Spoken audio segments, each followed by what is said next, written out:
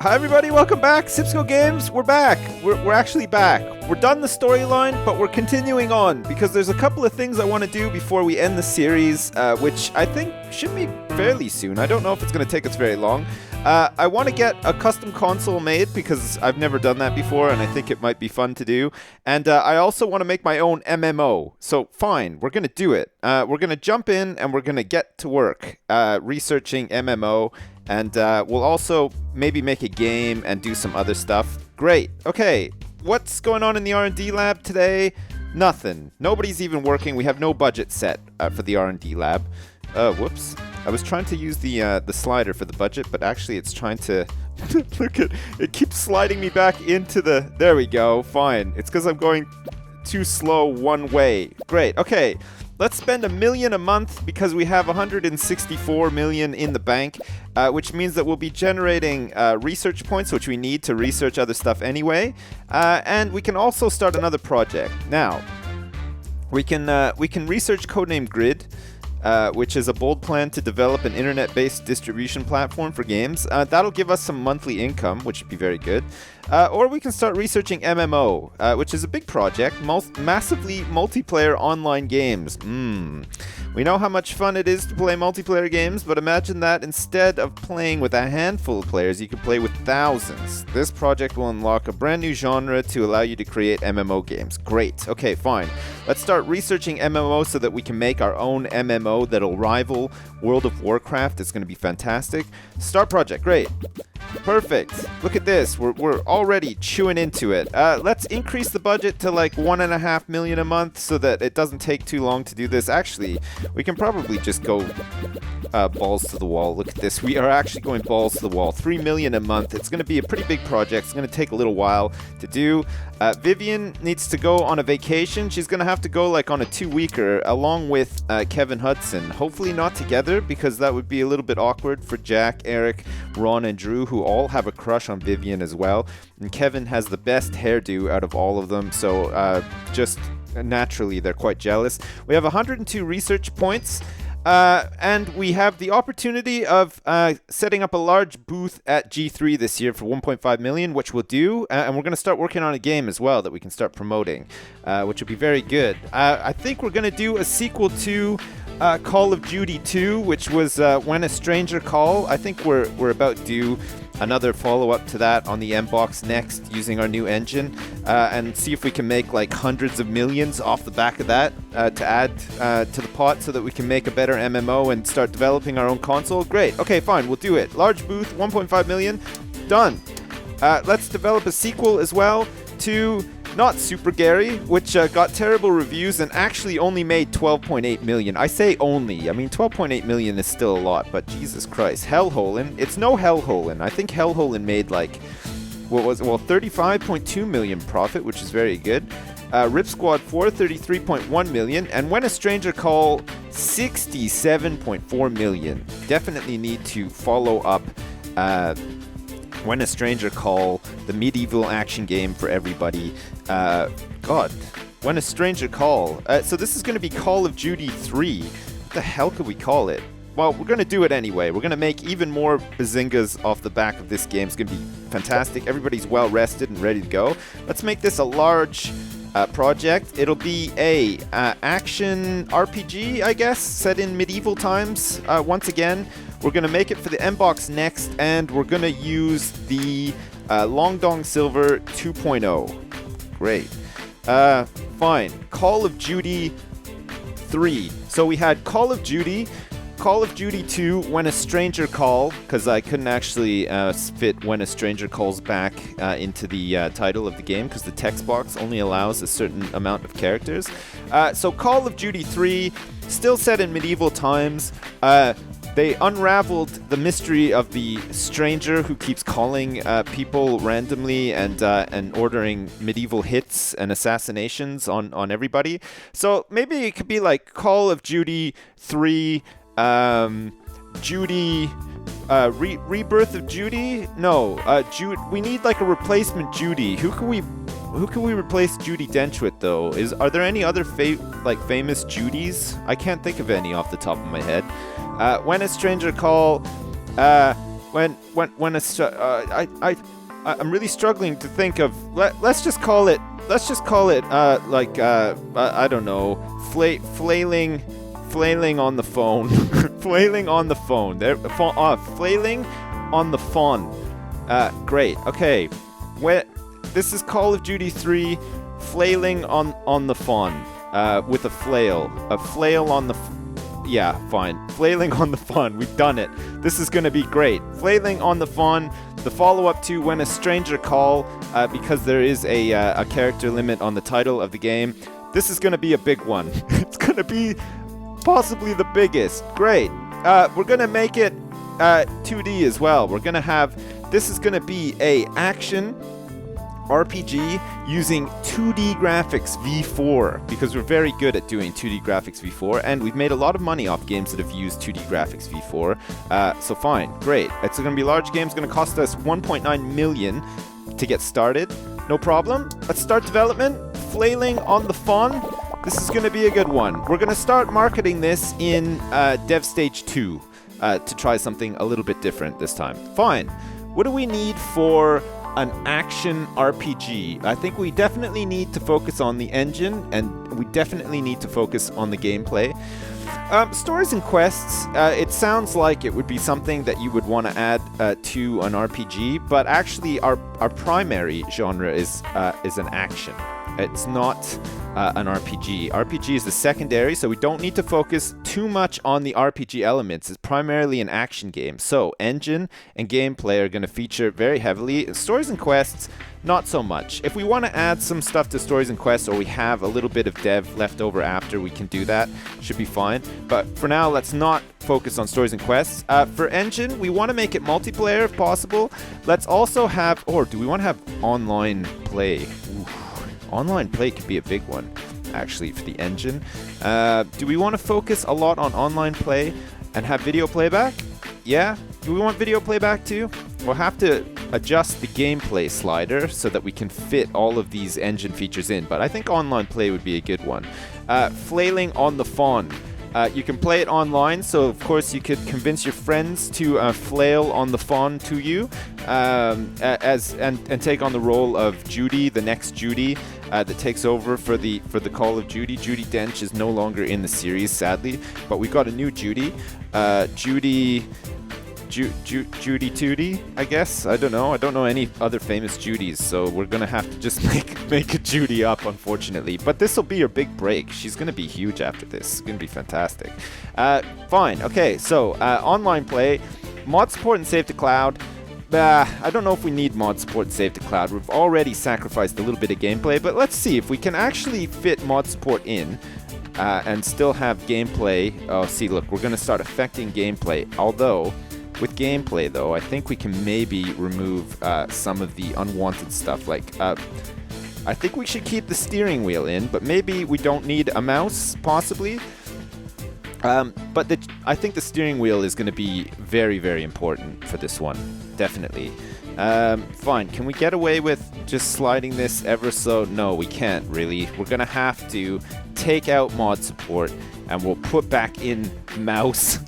This is going to be great. I mean, you're going to be able to play this goddamn game with anything. Mouse, joystick, gamepad, steering wheel. Whoa, steering wheel. Jeez. The good old steering wheel to dial the phone. That old chestnut. It's going to be great. Okay, fine. Jack is going to be working on the engine. Or do we want to have Kevin work on the engine? Let's have Kevin work on the engine instead, because it's very important. Ron Johnson probably doesn't need to work on the gameplay because we haven't set it even to max. So let's get Eric Robertson to work on the... Oh no, actually, let's get Drew to work on the gameplay in Dev Stage 1. And Eric Robertson is going to work on the stories and quests, of which we don't really need too much of. Fine, Dev Stage 1, complete. Perfecto. We'll start marketing once we get into Dev Stage 2, and that'll be great. Hopefully we'll get a lot of design and technology points on this one, which would also be very good. Look at our money is dwindling very quickly. Here we go, G3. It's just hit us. Flailing on the phone. Sipsco Games for the M-Box next. This is going to be a big one. How many people can we cram into our fantastically large booth? Whoa, look at that. 1.2 million. Fantastic. 1.2 million. That means we're going to be like, what, at least like number 45. Oh, better than last year.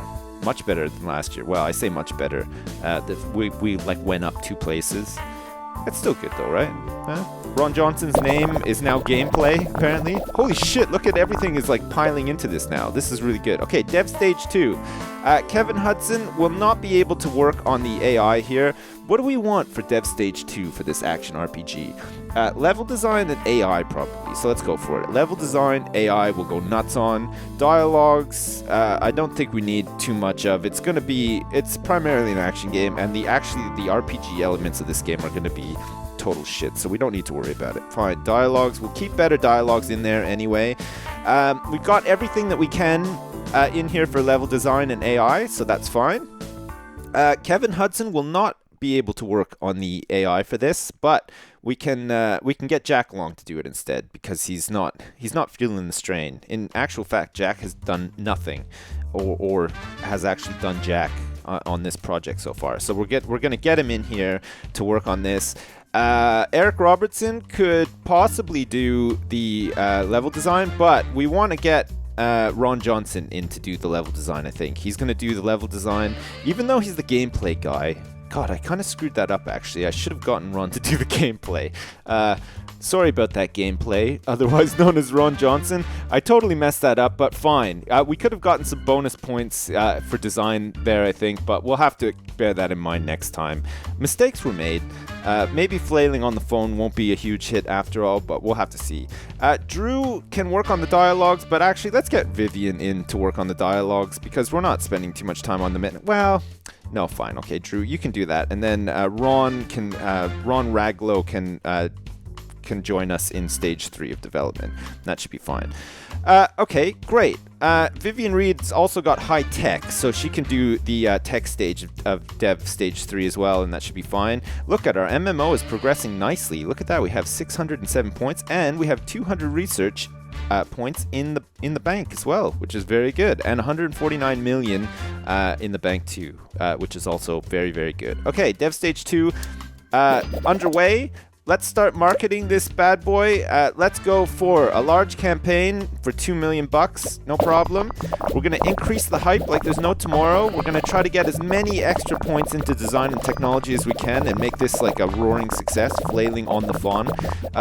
It might be. We might actually break some records with this one. Look at this. Look at all the points that are getting thrown into this already. The hype is at 354, which is very good. Fine. Dev stage 3, we want for an action RPG game, graphics and sound. But let's graphics we've got maxed already. World design I don't think we need to worry about at all for this, although we could maybe put some stuff into world design and sound if we wanted to, just to get some extra stuff out of it. Sound, everything is in there as needed. We want rich backstory. Do we want a day and night cycle? Yeah, let's put a day and night cycle in, and then look, we can adjust this all the way up, because it doesn't really matter, because look at all these are covered. Graphics and sounds already covered. Drew, are you gonna be? Yeah, we're gonna have to get old Ron Raglow in on this one, and look at this. Perfect. We're gonna get a good management score for this. Hopefully this is gonna... Do we want open world as well? Does it matter? 80%? We might be asking too much to have open world. Okay, fine. We won't have open world, and we'll get this slid up to where it needs to be so that we cover it fine. Okay, perfect. Dev stage 3, graphics and sound. I don't know if we need to go too nuts on the sounds here, actually. Let's spend more time on the graphics. I think graphics are the most important thing. So as long as we have world design covered, graphic. Okay, yeah, we should be good. And we're going to get the management score. That's Dev Stage 3 for Flailing on the Fawn, the medieval action RPG game for the M-Box Next. This is going to be a big one. I think we're going to make like at least 100 million off this one. Oh, look, Ron Raglow is probably not producing as many balls as he could be because he's getting tired. Look at this. Ron has been working all day and all night. He's getting really, really tired. He's going to need to go on a vacation at the end of this game, definitely. There we go. Look at that. Bing, all done. Did we hit design and technology milestones with this one? It's hard to tell. I'm not sure. It looks like the MMO is going to be researched fairly soon as well, which is very good news. Okay, great. We're almost ready to go. Somebody's adding bugs. Ron Raglow just fixed the bug. We're over 500 with design. Oh shit, come on guys, stop adding so many bugs to the game. We're at this like critical point where we're ready to go to market at a hype of 528. Oh shit, look at that, new records. We got a new combo, great combo, and good management. This could be the greatest sequel of all time. I'm not like getting like overly cocky or anything. Well, maybe I am a little bit, but I think that this one is gonna rule them all. Actually, Ron Johnson is now some sort of like old ass mountain wizard at level 9. Can you believe it? Level 9. And Eric, Kevin, Vivian have all graduated to becoming adults. Ron Raglow is a young adult, and Drew Darpyshin is still a teenager, which is kind of sad actually. Poor Drew. He's still a teenager. He's still like throwing like big tantrums when he's not allowed to go on the phone and stuff like that. Meanwhile, Eric, Kevin, Vivian, and Ron. Well, no, sorry, not Ron. Eric, Kevin, and Vivian just sort of look down on him like, oh god, you're such a pain, Drew Darpyshin. I wish you wouldn't throw a big tantrum every time you're not allowed to go on the phone, and stuff like that. Collectively, it's like collective parenting for Drew Darpyshin within the Sipsco Games office, which is one way of doing it, I guess. If you want to look at it that way, fine. Flailing on the Fawn, complete. We're ready to go. We're gonna release it. All these people want raises too. Jesus, look at all the money that we're spending every month on these jackasses. Crazy. Special training available for Ron Raglow. And wow, we can finally research AAA games, which is, holy shit, fantastic. All right, Ron, go on vacation. Eric Robertson is in need of some sort of vacation fairly soon. Flailing on the Fawn. The first reviews have come in. How's it going to do? Oh my god. I'm a little bit nervous, actually. I don't know if this is going to do very well. I see a 10. Oh my god. It's a big one. Holy shit. Star Games gave it a 10. Wow. Informed Gamer also decided to give Flailing on the Fawn a 10. Can't wait for the sequel. A 9. Game Hero. You fucking assholes. Holy shit. We could have had 4 straight 10s, Game Hero. Jesus Christ. What were you thinking? They can't wait for the sequel. All Games has decided that Flailing on the Fawn is their new favorite. Wow. Great reviews. Holy shit. And I didn't realize as well, we have 267,000 fans. God, this is going to be a big one. We might actually make like over 100 million off this. Can you imagine? Flailing on the Fawn? Christ almighty. All right. Sales will start fairly soon. Who's our big tech guy? Where's all of our dudes? How do we look at like all of our dudes? Staff list. Here we go. Our big tech guy is not Ron. It's Jack Long at 614. Kevin Hudson at 624. Fine. I think Kevin Hudson, we're going to send on some training. We want him to do a programming course, a teach and learn programming course. He needs to get his tech up if we're going to train him to be the console guy as well. We just got word that Flailing on the Fawn, which was recently released, oh my god, we sold over 1 million in the first week. It's ranked first. Oh my god, sales rank of 1. I think that's the first time we've ever done that. That is insane. Holy shit. Wow. Look at how many copies of this game we're selling. 3 million sold on week 2. Oh my god.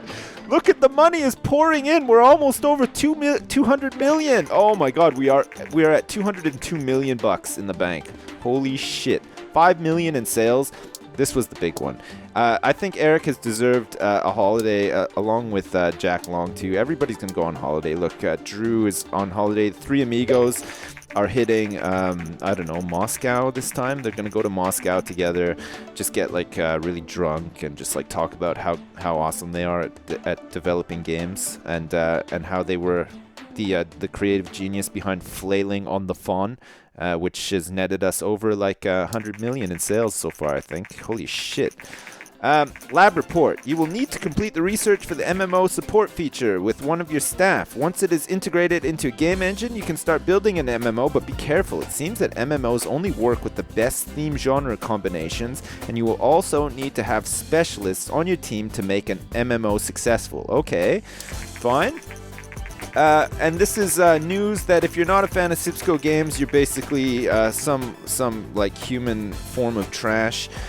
Because you, according to Andrew McNamara from Game Informant, Flailing on the Fawn was like the best goddamn thing that's ever happened to him in his whole entire goddamn life, which is fantastic. Holy shit. MMO support, we've got available to research. Let us research then. What do we want to research? Do we want to research, where was AAA games? Is that not, we don't need to research that, you can just actually make AAA games straight away. Where was the MMO support thing? Here we go, MMO support, 150 research points and 600,000 big ones. No problem. Ron's going to get right on it. This is going to be great. And we need to find out how to make Kevin Hudson the console guy. I think his technology needs to be a little bit higher. Probably going to need like 200 research points. Let's just see. Train. Specialist. Design specialist. Tech specialist. He needs 700. Oh, that's fine. 700 tech and 100 research points. He's nearly at 700 tech. Let's send him on another programming teach and learn course. Kevin Hudson. Holy crap. He's going to be the big one. Flailing on the Fawn is just approaching the 10 million in sales mark. We did it. Look at that. We actually sold 10 million units of Flailing on the Fawn. Holy shit, that is nuts. Diamond, sell 10 million copies of the game. My god, it's just tripping over my words. I'm so excited. Diamond status. That is fantastic. An incredible achievement. It seems that simulation games are especially popular at the moment. Okay, fine. Let's go over to the R&D lab. We've got 3 million a month that we're spending. We've got 270 million in the bank, so that's not a problem. Start project. Oh, here we go. AAA games. Special project. We have proven that we can make large games work. How about we see how we can make games that are so massive in scope and of such high quality that they will create an entire new label. To borrow a term from the finance sector, they will be AAA rated games, or to borrow from the movie industry, true blockbusters. I like the sound of that.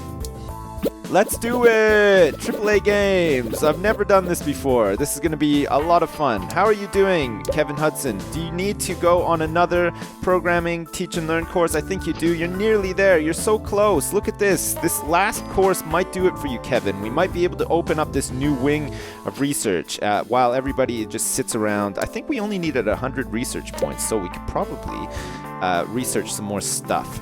Like skill trees. Oh, do we want to add skill trees? Shit, that would be good. 80 research points, 240k? I think so. We're going to go for it. Look, that leaves us with 144 research points, which is just enough. Kevin Hudson might need to... Oh, is he going to do it? One more?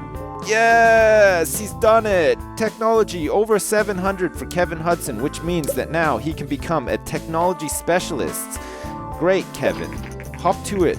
Flailing on the Fawn is now off the market. It sold 11.8 million units and generated 166.5 million in sales. Holy shit, what a sequel. What a fantastic sequel. Action RPG set in medieval times. Good lord. Judi Dench is going to just be turning in her grave when she finds out how well that game is done. Okay, we've got 44 research points left.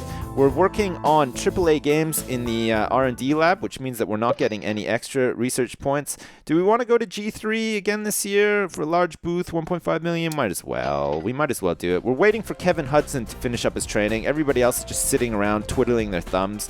That's okay. We've got money to burn. It doesn't really matter. Once Kevin Hudson becomes a specialist, he can now become...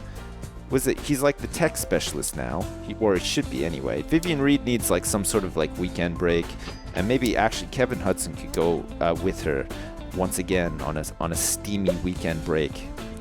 I don't know why we did this. Why did we do this large booth at G3? Are we gonna get more fans? Flailing on the Fawn, like the biggest blockbuster we've ever had.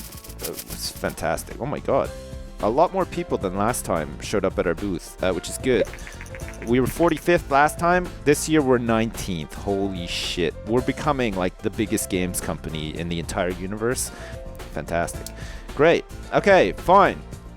Well, Kevin Hudson is now a tech specialist. I can't find the option to open this new lab. I think, is it like something to do with Ron here? No, it's not. I don't know. Like maybe we'll get the option or maybe I'm just like missing something obvious. I'm not sure, but fine. At least Kevin Hudson has become a tech specialist, and potentially at some point we'll be able to start working on our new console, which would be very good. Once AAA Games is researched as well. Oh, actually, I wonder if we could start creating a new engine.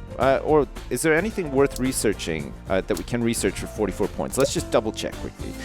Do we want any new topics? Probably not. I think we got all the topics that we need. Stereoscopic 3D. Do we want to bother with stereoscopic 3D? For 40 research points? We might as well. We've got the research points, and fuck it, Kevin. Just do it. Get a stereoscopic 3D. I don't even know what it is. Somebody was saying that apparently it's when you have those glasses that have like the blue and the red lenses. I don't know if that's right. If it is right, I would love to wear a pair of those while I played video games. That would be fantastic. Okay, there's no strong trends on the market at the moment. Fine. Great. Okay. Perfect. We can wrap up there. We made a lot of money off of that sequel to When a Stranger Call. Holy shit, that was nuts. We made like 160 million bucks off of that. We've got MMOs researched. We're gonna have to make a new engine next time. AAA games should be researched next time, so we can try making one of those as well.